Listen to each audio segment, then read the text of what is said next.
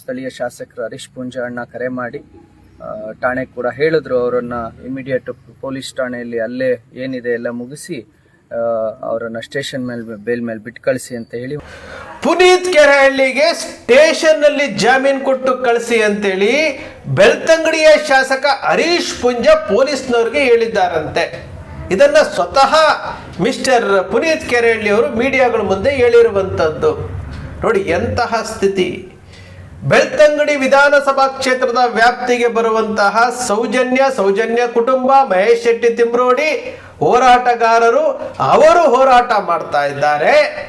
ತನ್ನದೇ ಕ್ಷೇತ್ರದ ಹೆಣ್ಣು ಮಗಳಿಗೆ ಅನ್ಯಾಯ ಆಗಿದೆ, ನ್ಯಾಯಕ್ಕೋಸ್ಕರ ಹೋರಾಟ ಮಾಡ್ತಾ ಇದ್ದಾರೆ.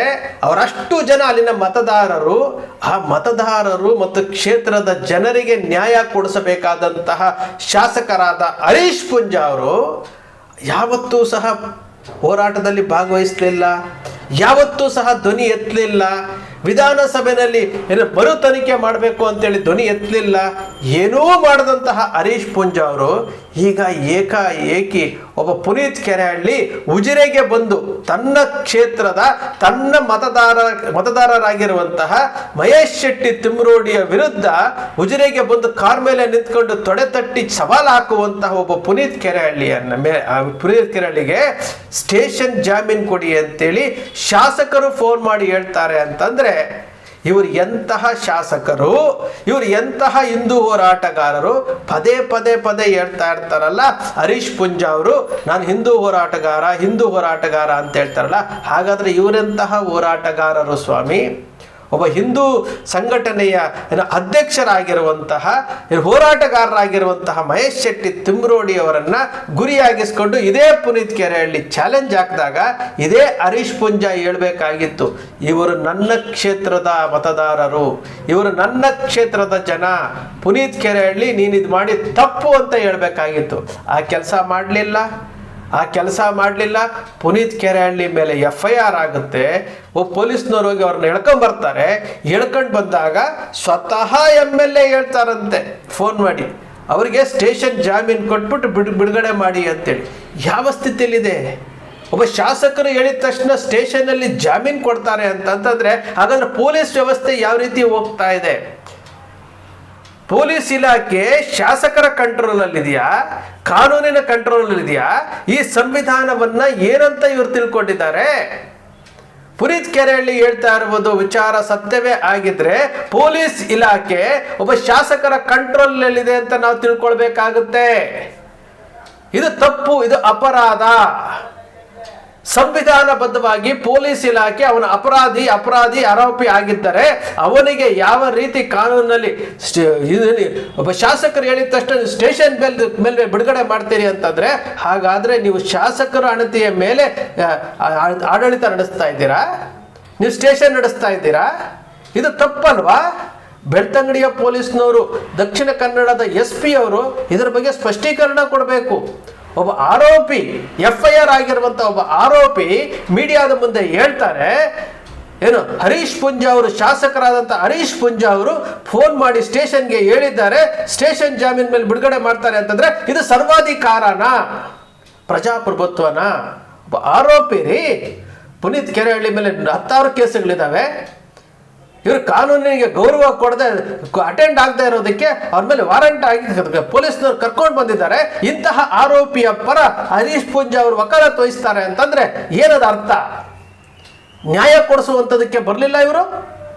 ಇಲ್ಲಿ ಆಗ್ತಾ ಇರುವಂತಹ ಅನ್ಯಾಯ ಆಗ್ತಾ ಇದೆ. ತನ್ನದೇ ಕ್ಷೇತ್ರದ ಮಹೇಶ್ ಶೆಟ್ಟಿ ತಿಮ್ರೋಡಿ ಅವರ ಮೇಲೆ ಗಡೀಪಾರಿನಿಗೆ ಸೂಚನೆ ಆಗುತ್ತೆ, ಗಡೀಪಾರಿಗೆ ನೋಟಿಸ್ ಇಶ್ಯೂ ಆಗುತ್ತೆ. ಒಂದು ದಿವಸನಾದರೂ ಹರೀಶ್ ಪೂಂಜಾ ಅವರು ಧ್ವನಿ ಎತ್ತಿದಾರ? ಯಾಕೆ? ಅವರು ಆ ಕ್ಷೇತ್ರದ ಮತದಾರರಲ್ವಾ? ಅವ್ರು ವೋಟ್ ಹಾಕಿದಾರೋ ಬಿಟ್ಟಿದ್ದಾರೋ ಬೇರೆ ವಿಚಾರ. ಆದರೆ ಅವ್ರು ಮತದಾರರು ತಾನೆ. ತನ್ನ ಕ್ಷೇತ್ರದ ಮತದಾರರ ಬಗ್ಗೆ ಕಾಳಜಿ ಇರಬೇಕಾಗಿದ್ದದ್ದು ಆ ಕ್ಷೇತ್ರದ ಶಾಸಕನ ಕರ್ತವ್ಯ ತಾನೆ. ಯಾವತ್ತೂ ಮಾತಾಡಿಲ್ಲ. ಕುಸುಮಾವತಿ ಅವರು ಹೋರಾಟ ಮಾಡ್ತಾ ಇದ್ದಾರೆ, ಯಾವತ್ತೂ ಬೆಂಬಲ ಕೊಟ್ಟಿಲ್ಲ. ಇಂತಹ ಹರೀಶ್ ಪೂಂಜಾ ಒಬ್ಬ ಆರೋಪಿಯನ್ನ ಸ್ಟೇಷನ್ ಬೇಲ್ ಮೇಲೆ ಬಿಡುಗಡೆ ಮಾಡ್ತಾರೆ ಅಂತ ಹೇಳಿ ಒಬ್ಬ ಆರೋಪಿ ವಿಡಿಯೋ ಮೂಲಕ ಹೇಳ್ತಾರೆ ಅಂತಂದ್ರೆ ಯಾವ ಸ್ಥಿತಿಗೆ ತೆಗೆದುಕೊಂಡು ಹೋಗ್ತಾ ಇದ್ದೀರಿ ವ್ಯವಸ್ಥೆಯನ್ನ? ಯಾವ ಸ್ಥಿತಿಗೆ? ಸತ್ಯದ ಪರವಾಗಿ ಮಾತನಾಡ್ತಾ ಇದ್ದೀರಾ? ನ್ಯಾಯದ ಪರವಾಗಿ ಮಾತನಾಡ್ತಾ ಇದ್ದೀರಾ ಹರೀಶ್ ಪೂಂಜಾ ಅವರೇ? ಪೊಲೀಸ್ ಇಲಾಖೆಯ ವೈಫಲ್ಯ ಇಲ್ಲಿ ಕಾಣ್ತಾ ಇದೆ. ಪೊಲೀಸ್ ಇಲಾಖೆ ತನ್ನ ಕರ್ತವ್ಯವನ್ನ ಮಾಡಬೇಕಾಗಿತ್ತು.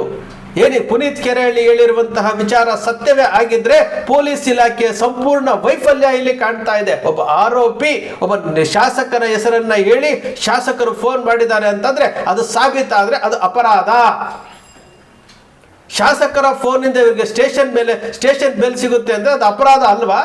ಪೊಲೀಸ್ನವರು ಸಹ ಇದರ ಬಗ್ಗೆ ಆತ್ಮಾವಲೋಕನ ಮಾಡ್ಕೊಳ್ಬೇಕು. ಒಬ್ಬ ಆರೋಪಿ ನೇರವಾಗಿ ಬಂದು ಸ್ಟೇಷನ್ಗೆ ಬಂದು ಅಲ್ಲಿ ಪ್ರಕ್ರಿಯೆಗಳು ಏನು ಮುಗಿಸ್ಕೊಂಡಿದೆ ಪ್ರಕ್ರಿಯೆ ಮುಗಿಸ್ಕೊಂಡು ಸುಮ್ಮನೆ ಹೋಗ್ಬೇಕು. ಮೀಡಿಯಾಗಳಿಗೆ ಹೇಳಿಕೆಗಳು ಕೊಡುವಂಥದ್ದು, MLA ಸಪೋರ್ಟ್ ಮಾಡಿದ್ದಾರೆ ಅಂತ ಹೇಳುವಂಥದ್ದು, ಯಾವ ಸ್ಥಿತಿಗೆ ಹೋಗ್ತಾ ಇದ್ದಾರೆ ಈ ವ್ಯವಸ್ಥೆ?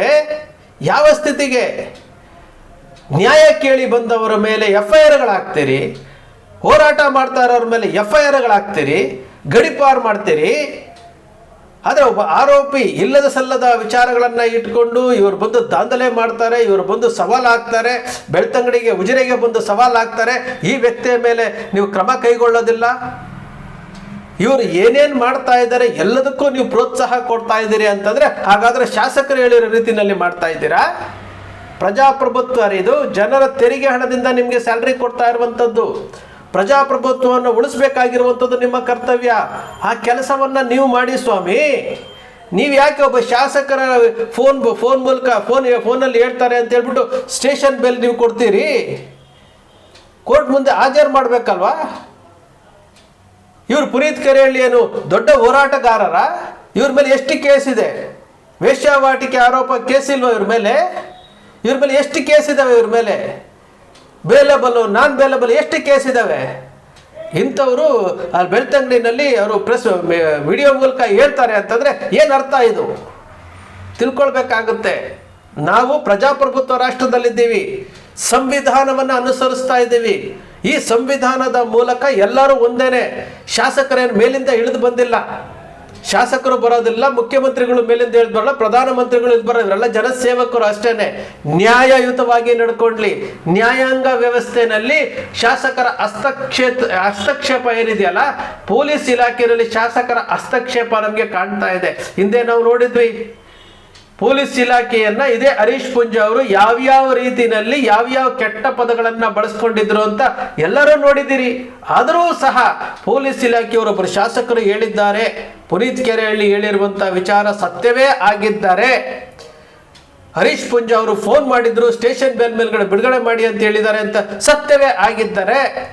ಹಾಗಾದ್ರೆ ಪೊಲೀಸ್ ಸ್ಟೇಷನ್ ಮುಂದೆ ನಿಂತ್ಕೊಂಡು ಪ್ರತಿಭಟನೆ ಮಾಡಿ ಪೊಲೀಸರನ್ನೇ ಅವಹೇಳನ ಅಂತ ಮಾಡಿದ್ದಂತಹ ಶಾಸಕರ ಏನೋ ಮಾತುಗಳನ್ನ ಮರ್ತು ಬಿಟ್ಟಿದ್ದೀರೇನೋ?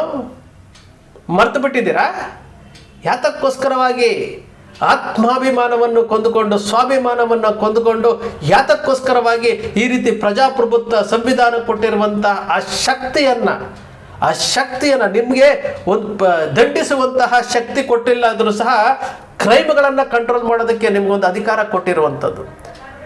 ನಿಮಗೆ ಕ್ರೈಮನ್ನು ಕಂಟ್ರೋಲ್ ಮಾಡೋದಕ್ಕೆ ಅಧಿಕಾರ ಕೊಟ್ಟಿರುವಂತಹ ಆ ಶಕ್ತಿಯನ್ನ ಬಿಟ್ಟು ಒಬ್ಬ ಆರೋಪಿಯನ್ನ ನೀವು ಕರ್ಕೊಂಡು ಬಂದು ಆರೋಪಿಗೆ MLA ಹೇಳ್ತಾರೆ ಅಂತ ಹೇಳ್ಬಿಟ್ಟು ನೀವು ಸ್ಟೇಷನ್ ಜಾಮೀನು ಕೊಟ್ಟಿದ್ದಾರೆ ಅಂತ ಅವ್ರು ಹೇಳ್ತಾ ಇದ್ದಾರೆ ಅಂತಂದ್ರೆ ನೀವು ಸುಮ್ಮನೆ ಇದ್ದೀರಿ ಅಂತಂದ್ರೆ ಅದು ಸತ್ಯ ಅಂತ ತಿಳ್ಕೊಳ್ಬೇಕಾಗತ್ತಲ್ವಾ? ಪುನೀತ್ ಕೆರೆಹಳ್ಳಿ ಹೋರಾಟಗಾರ ಅಂತ ಹೇಳ್ಕೊಂತಾರಲ್ಲ, ಪುನೀತ್ ಕೆರೆಹಳ್ಳಿ ತಾನು ಏನು ಮಾಡ್ತಾ ಇದ್ದೀರಿ ಅನ್ನೋದೇ ಗೊತ್ತಿಲ್ಲ. ಹಿಂದೂ ರಕ್ಷಕರು ಅಂತ ಹೇಳ್ಕೊಂಡಿರುವಂಥ ಇದೇ ಪುನೀತ್ ಕೆರೆಹಳ್ಳಿ ಹಿಂದೂ ಹೋರಾಟಗಾರರ ಮೇಲೆ ತೊಡೆ ತಟ್ಟುವಂಥದ್ದು. ಇವರಿಗೆ ಭಾರತೀಯ ಜನತಾ ಪಕ್ಷದ ಪರವಾಗಿ ಮಾತನಾಡಬೇಕು, ಹಿಂದೂ ಹೋರಾಟಗಾರರನ್ನು ಗುರಿಯಾಗಿಸ್ಕೊಳ್ಬೇಕು. ಇಲ್ಲಿ ಇವ್ರಿಗೆ ಬೇಕಾಗಿರುವಂಥದ್ದೇನು? ಪ್ರಚಾರ. ಇವರಿಗೆ ಬೇಕಾಗಿರುವಂಥದ್ದೇನು?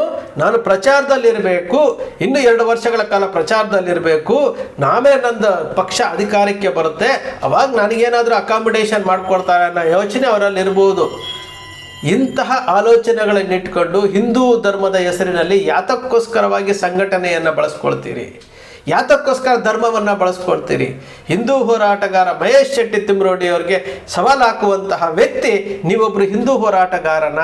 ಈ ಪ್ರಶ್ನೆನ ನಾವು ಕೇಳಬೇಕಾಗುತ್ತೆ. ಸ್ನೇಹಿತರೆ, ನಿಮ್ಮ ಅಕ್ಷರ ಮೀಡಿಯಾ ಯಾವತ್ತಿಗೂ ಸೃಷ್ಟಿ ಮಾಡೋದಿಲ್ಲ, ಕಲ್ಪನೆ ಮಾಡೋದಿಲ್ಲ, ವಾಸ್ತವದ ವಿಚಾರವನ್ನು ವಿಶ್ಲೇಷಣೆ ಮಾಡುತ್ತೆ. ನಿಮ್ಮ ಅಕ್ಷರ ಮೀಡಿಯಾದ ವಿಶ್ಲೇಷಣೆ ನಿಮ್ಗೆ ಇಷ್ಟ ಆಯಿತು ಅಂದರೆ ಸಬ್ಸ್ಕ್ರೈಬ್ ಆಗಲಿಲ್ಲ ಅಂದರೆ ಸಬ್ಸ್ಕ್ರೈಬ್ ಮಾಡ್ಕೊಳ್ಳಿ, ಪಕ್ಕದಲ್ಲಿ ಕಾಣುವಂಥ ಬೆಲ್ ಐಕಾನ್ ಪ್ರೆಸ್ ಮಾಡಿ, ಶೇರ್ ಮಾಡಿ, ಪ್ರೋತ್ಸಾಹ